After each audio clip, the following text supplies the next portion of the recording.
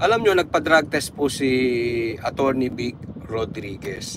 At yan po ang usaping ngayon na talagang ay dumidikit sa mga politiko yung drug test. Bigyan ko po lang kaya maiksing history yung mga nakaraan. Una pa lang po, bago pa pumasok yung issue ng DG Bantag, bago pa po yung election, isinisigaw na po natin yung drug test na yan.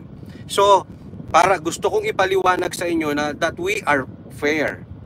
Hindi lang po natin ito hinihingi sa administrasyon ngayon. Masyado tayong bias, masyado nating ginigipit ng administrasyon. Hindi naman po. Kasi simula't simula pa lang, bago pa mag-eleksyon and after the election, ay agenda ko na po yan. No? Bago pa pumasok si DG Bantag, naaalala nyo ang sinabi ko, ay yan ang tinanong ko kay DG Bantag. Susuportahan natin si DG Bantag. Gusto ko siyang maging senador. Pero ang tanong ko ba sa kanya, kung sakali ba, itutulak mo ba yung aking hiling sa mga public officials na magkaroon ng mandatory drug test? Ayan. At tumodo si DG Bantag. Sabi niya, hindi ko lang itataas ang kamay ko, pati pa ako, itataas ko. Oo ako dyan. Kaya nga yan din po ang tanong ko kay Baste. At sa lahat ng mga i-interviewin namin, yan ang aking laging itatanong.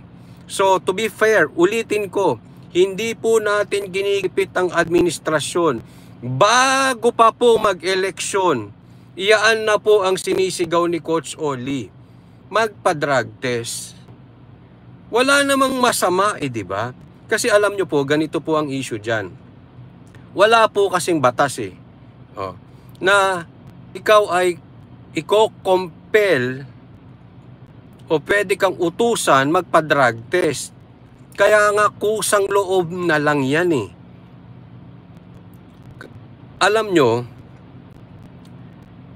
ito po ang pagkakataon natin na gamitin yung panahon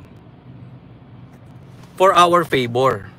Bakit? Mag-e-eleksyon po Yan po ang gawin nating panawagan. Hindi lang sa mga nakaupo ngayon, sa mga tatakbo. Dapat magpa-drug test. Kung hindi kayo addict, kung hindi kayo nagpupulburon, anong ikakatakot nyo sa drug test? Simpleng-simple lang naman Ito na po yung pagkakataon natin. Alam nyo kasi ganito yan. May mga tao talaga, may mga bagay na ayaw nila silang dinidiktahan Usually yung mga diktador, galit na dinidiktahan. So hindi po talaga natin sila mako-convince. Alam mo ang ginagawa kong style pag ganyan? Meron talagang, di ba meron tayong mga kaibigan ganyan? Ralph Joseph Bihag, maraming salamat po, nagpa-member siya. Thank you Ralph Joseph Bihag. Di po ba may mga kaibigan tayong ganyan? Pag may suggestion kayo, lagi kang binabara. Meron ganun May kaibigan tayo na parang wala silang tatanggapin na suggestion. Basta yung kanila lang ang laging magandang suggestion. Di ba? Tingnan ninyo. Imposibleng wala kang kaibigan ganyan. Meron kang magiging kaibigan na ganyan. Puro siya lang ang tama, ayaw sa suggestions, gusto niya siya lang lagi nasusunod. Alam mo, ma-share ko lang sa inyo. Ang style ko sa mga ganyang tao, total hindi rin naman makikinig. I will just shut up my mouth at gagawin ko yung party ko. At minsan makikita mo, ginagaya ka na nila.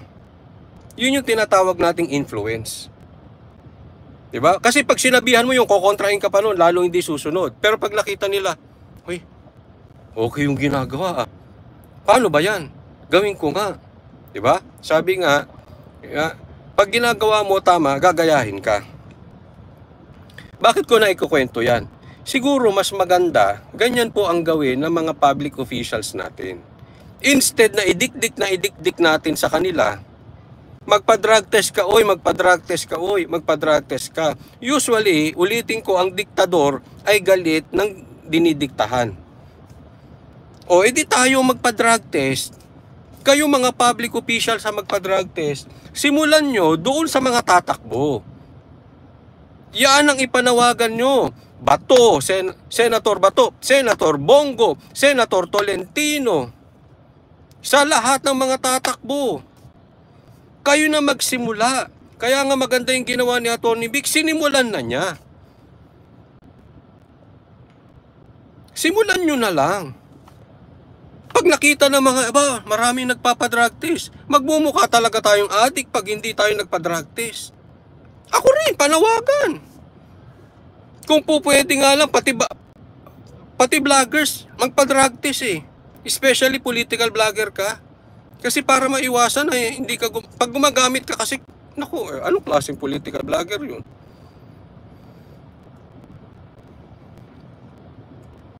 Hindi po ba? Kaya, alam mo, tawagin na natin yung mga tatakbo. Pag may nagpa-survey, sila ba nagpa-drug test? Yun na lang ang itawag natin sa kanila. Yun ang tulong.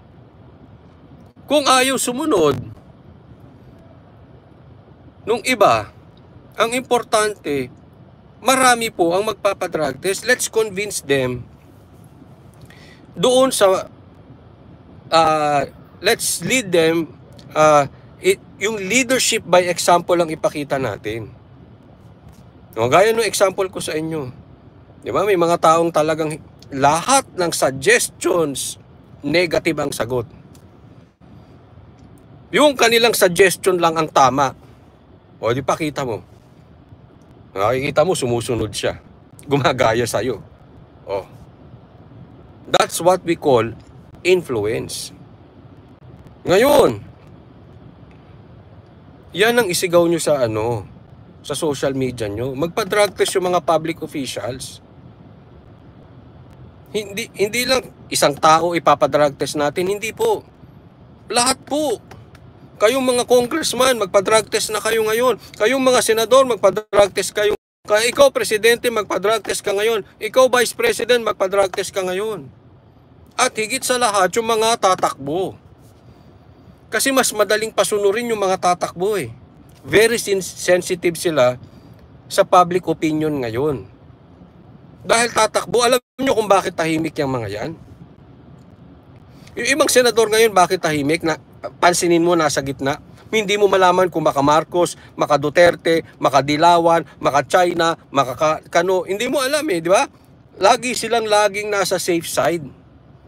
Bakit? They are very, very sensitive now. Kasi tatakbo sila eh. Gusto nilang i-please lahat. Kung po pwede, himurin nila yung pula, hihimurin nila yung mga DDS, hihimurin nila yung mga dilaw, etc. etc. Para saan? Lahat makuha nila yung boto. Kaya nga, suggestion ko sa inyo, eto. Pagdating ng botohan, yung mga nasa gitna, huwag nyong iboto. Duwag yun. Duwag yun. Kaya laging nasa gitna. Gusto nun parating Gusto nun parating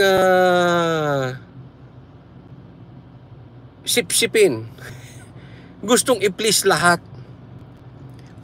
Ang ipinaglalaban nila ay hindi yung taong bayan. Ang ipinaglalaban nila, yung boto nila. Isang suggestion ko yan. Pagdating sa election, I really don't care kahit ikaw ay DDS, pula, dilaw. Pag nakita nyong nasa gitna, huwag nyo na iboto. Tama, Anharot, iwas pusoy. Niloloko lang kayo niyan.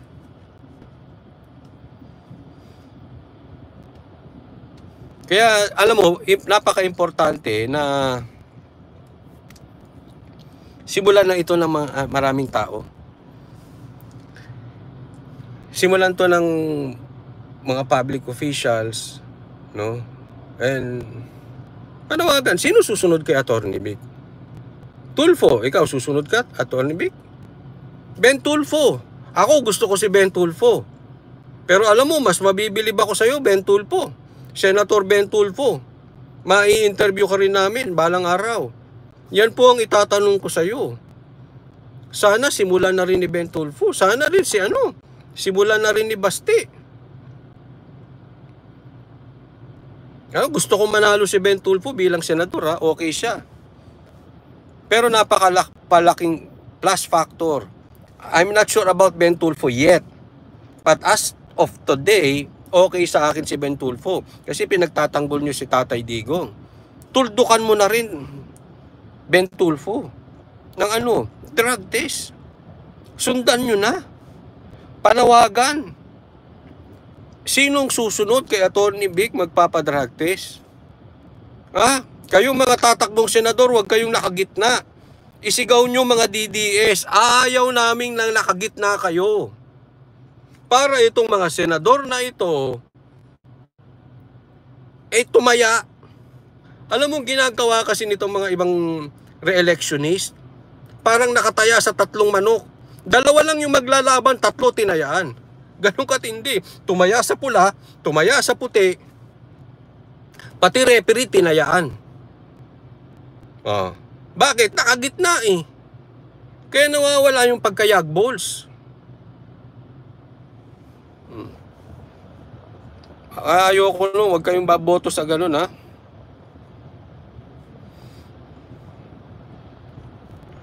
Hindi, alam mo, sabi dito, Arnoldo Riveres, wag na kahit isang Tulfo coach only na tumakbo sa Senado. Hindi, okay si Ben Tulfo Kinakampihan niya si PRRD.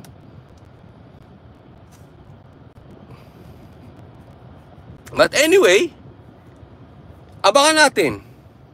Sino yung may mga yagballs magpa-drug test?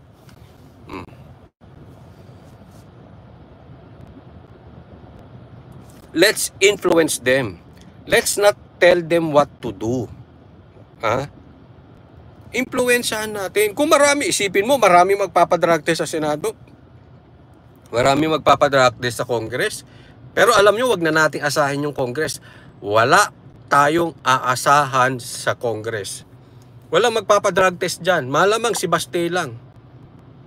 Wala dyan, wala tayong aasahan. Kasi yan, mga yan kampon ni Tamba. Sa Senado pa, pwede natin sila i-convince. And again, all the more, the re-electionist. Correct. Bongo at Bato, drug test. Huwag kayong nakataya sa 3. Huwag kayong tataya sa sabog sa 3 Pati sa referee, nakataya kayo nahalata masyado.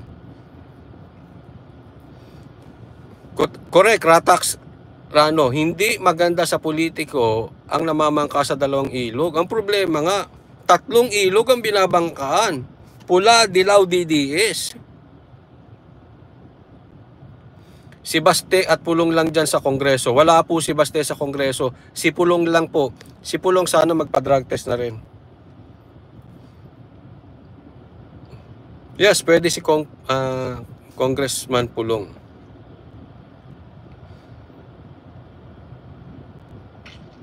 Ulitin ko baka sasabihin na naman ng mga bashers, sasabihin ng mga pulawan dyan, sasabihin ng mga kampon ni Tambaluslos, sasabihin ng bayarang recruiter na nagre-recruit ng babayarang vloggers, bias tayo. Hindi po tayo bias Ulitin ko, before the election pa yan, isinisigaw ko na. Marami po akong ebidensya. Puntahan nyo lang yung live ko. Sinasabi ko, drug test. Dahil yan talaga advocacy ako. Galit ako sa adik. Bakit sisirain niya ng pamilya mo? Gagahasain ang mga anak mo. Naanakawan ka niyan. Papatayin ang mga mahal mo sa buhay. Delikado po yung mga drug lords, mga drug durugista. Galit ako sa mga yan. Sira ang pamilya, isipin mo. Gusto mo masira pamilya ng isang tao? Yung tatay, yung breadwinner, bigyan mo ng drugs. Lusaw yan, ubos ang pamilya niyan.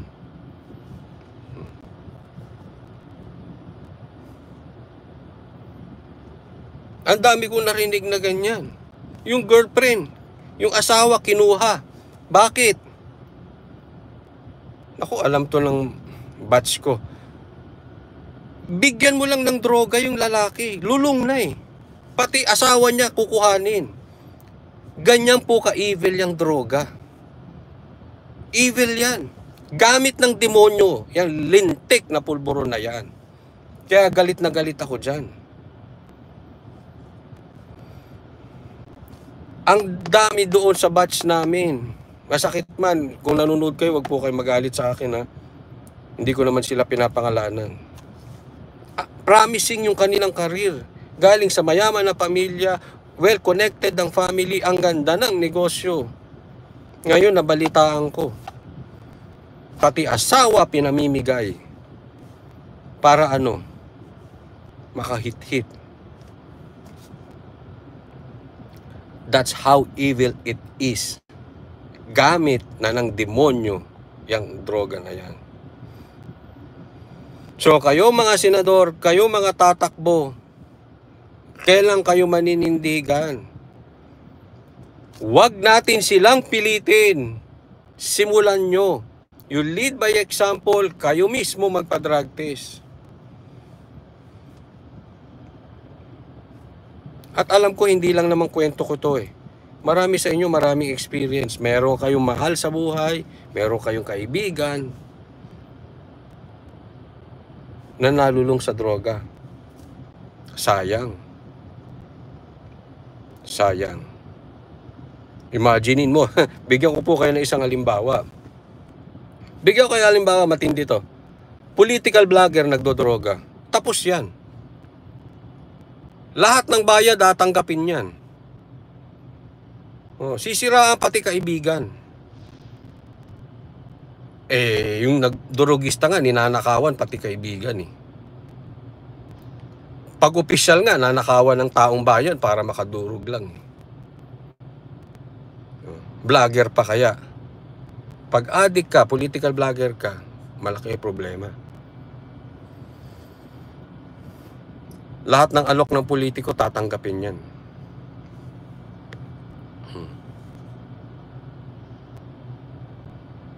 Marcelino Jr. Aquino, sabi ko, Choli, dadami nagdadrag dahil wala ng drug test. Yun, drug war. Yun na nga. Kaisa-isa na nga tumapang, nagpakita ng tapang ng drug war si Basti. Sinisiraan pa, ginigipit pa. Imbis na tulungan si Basti, ginigipit pa. Bumuo pa ng troll farm para bakbakan si Basti. Kita mo na, mga gago talaga itong mga ito. Sabi ni Charvy Victoria, pinsan ko huminto sa panahon ni Tatay Diggs. Bumalik ngayon, bulok na talaga. Di ba, sisira yan eh. Kung si BP Sara makaupo agad ibalik ang drug war, mas gusto ko pa yung di pa nakaupo si Tatay Digo, nagkalat ang mga adik na laban sa drug war. Sigurado yan pag upo ni BP Sara. Hindi naman question kung uupo si Sara na presidente o hindi. We are certain that BP Sara will become the president, the next president. It's just a matter of, ang tanong, the question is, when? Hindi if Sara will be the president. No. When Sara will become the president, I know for sure magkakaroon ng drug war.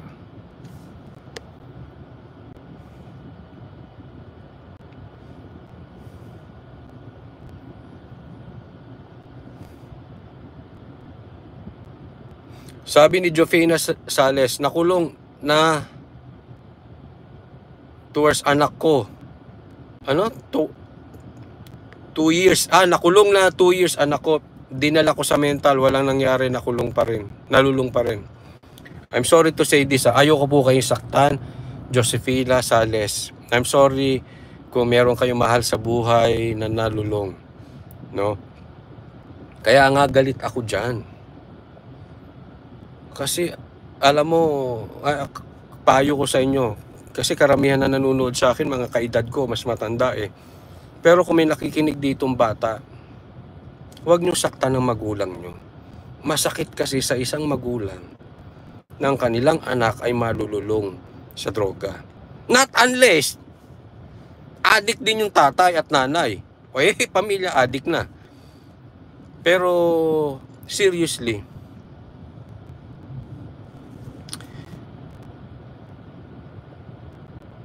Kung kayo ay bata, huwag niyong sakta na magulang niyo. Masakit sa magulang yan. At kung kayo naman ay tatay, masakit din sa anak yan. Huwag niyong saktan yung mga anak niyo. Kasi may responsibilidad kayo na suportahan sila financially, physically, at higit sa lahat, emotionally. How can you provide emotional support kung nakikita nila yung tatay nila ay nagdodroga? Huwag po kayo magagalit kung kayo po ay may experience na ganito, may magulang kayo. Pero ito'y pag-iiwas nang tayo ay natututo. May galiwaw, huwag na tayong papabudol ulit.